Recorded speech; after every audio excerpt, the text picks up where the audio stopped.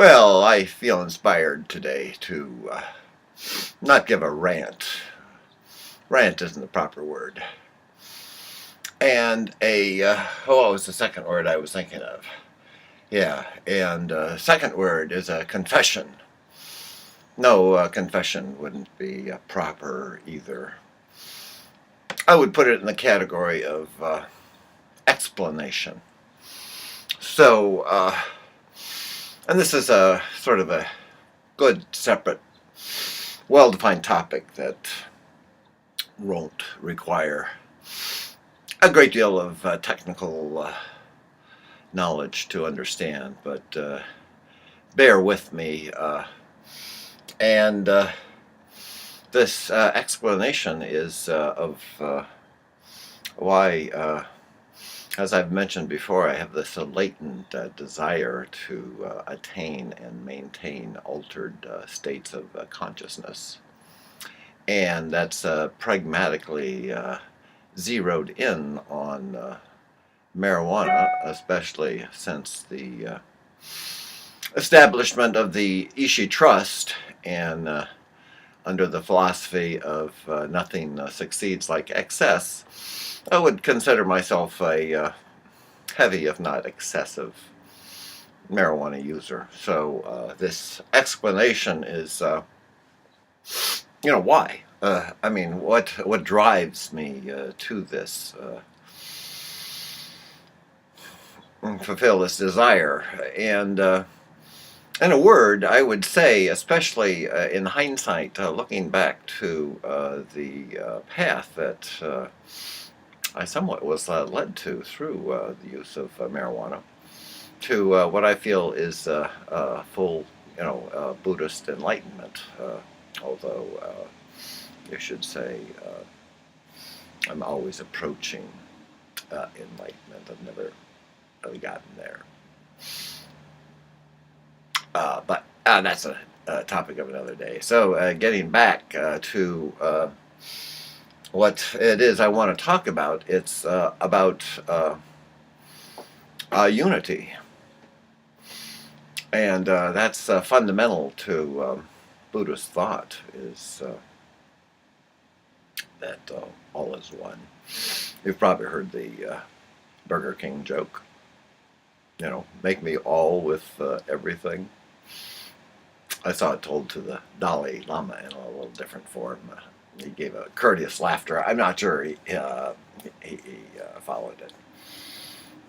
But anyway, and what I wanted to dwell on mostly is what would be the opposite, because many things have a extreme opposite, like light is dark and heavy is light, different kind of light and weight.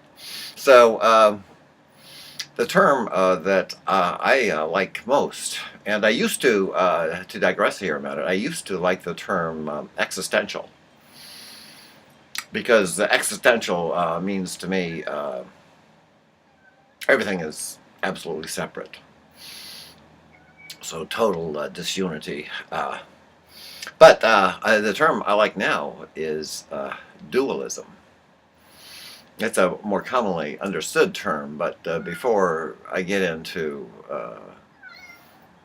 explaining, my use of this term, it's really there's another use of the term that developed in the 1600s from one of my favorite philosophers, René Descartes. And this was during the time of Enlightenment, and he came up with this very politically wise thought of dualism. And Descartes, or Cartesian dualism, deals more with the separation of the mental realm with the physical realm. And doing that, then it made it acceptable, more acceptable, maybe with a little donation to the church, to dissect human bodies, dead human bodies, because the soul was of another realm. So it was a very pragmatic decision embraced by the church. But that's not the type of dualism I'm thinking of here. And quite often, when you hear the term non-dualistic, it really means unity. So it gets a little confusing. But here's the concept I wanted to convey, and it gets, a little scientific, but I think it's good to base your feet in reality, and that is. There's a unity to a whole, to the whole of something. All of its parts and its sum.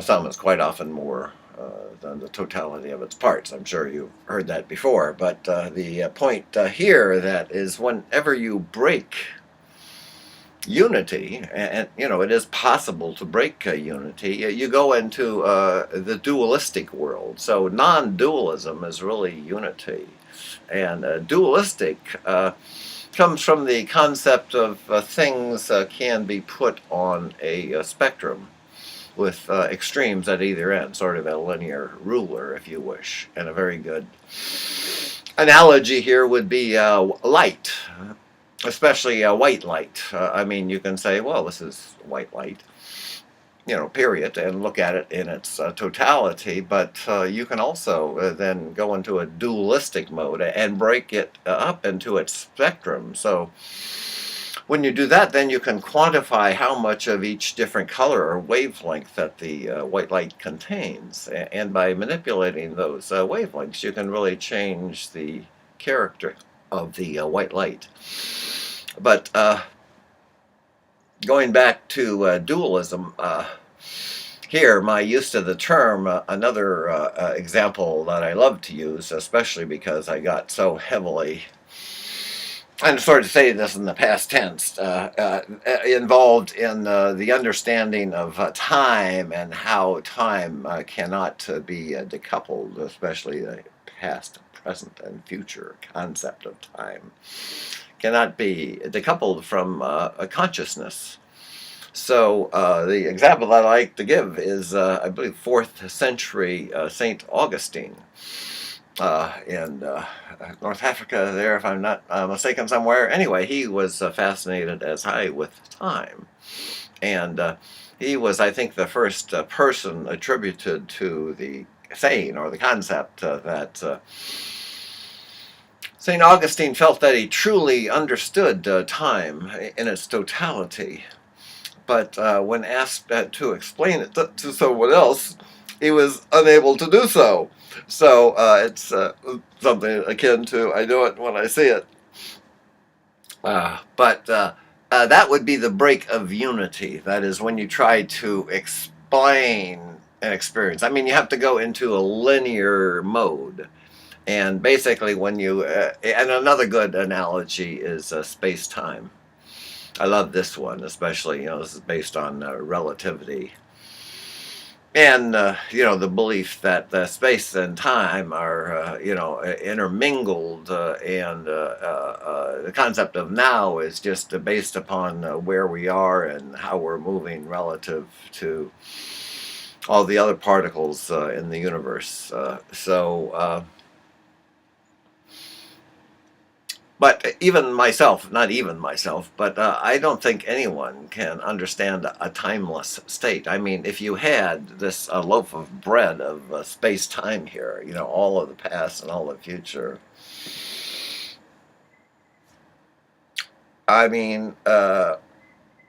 what? Would everything be frozen? You couldn't think. If time didn't pass, you couldn't think. Without change.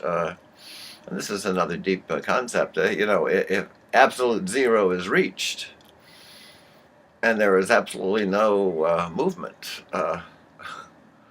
does time exist?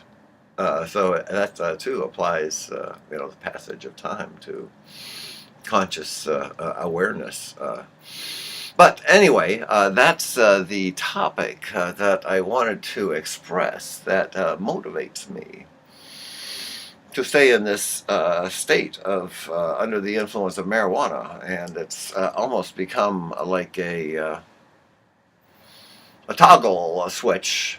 And during my waking hours, honestly, I've reached the max. I've experienced it all. I've never. It seems to be something that I never tire of.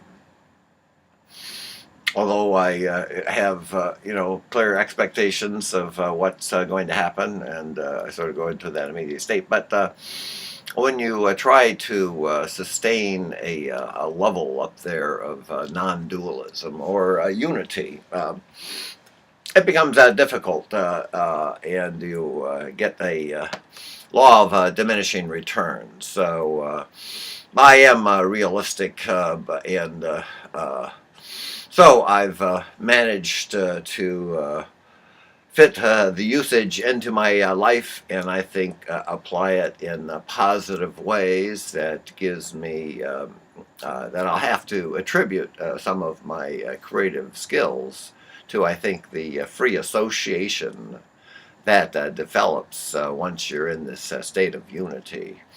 And the state of unity, too, is so bonded to the concept of Buddhism and no self that I feel it's basically given me insight to myself and the situation that we as a race, I guess I still include myself as part of the human race, although I've denied participation, and so I think that the path that I take is the best of possible paths that I could take to try to help this human race to survive its successes and excesses, and realize that humans have to be more than bacteria in a petri dish at the global level,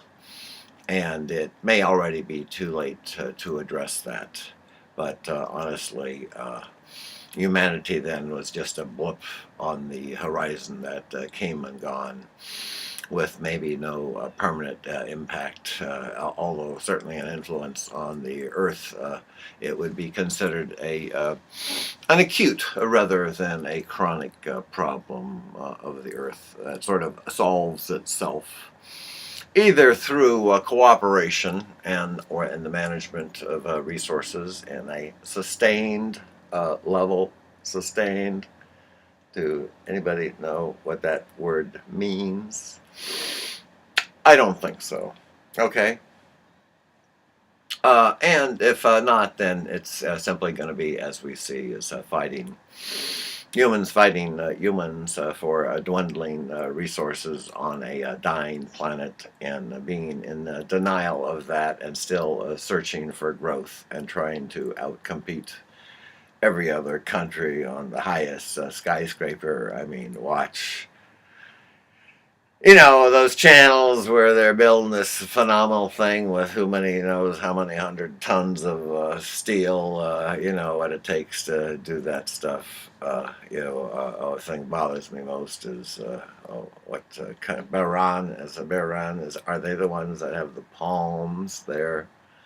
I mean, they completely recontour the land to wealthy people, and all these high rises come out of the sand with the desalinated water, living on this wealth inherited from below the land. But I always seem to get back to that topic. So, and this state of unity is starting to leave me. So right there is a cool little 15-minute extra segment to include, and I'll say that was a very, very good spot. Peace and unity be with you. That is now how it went. Something like that.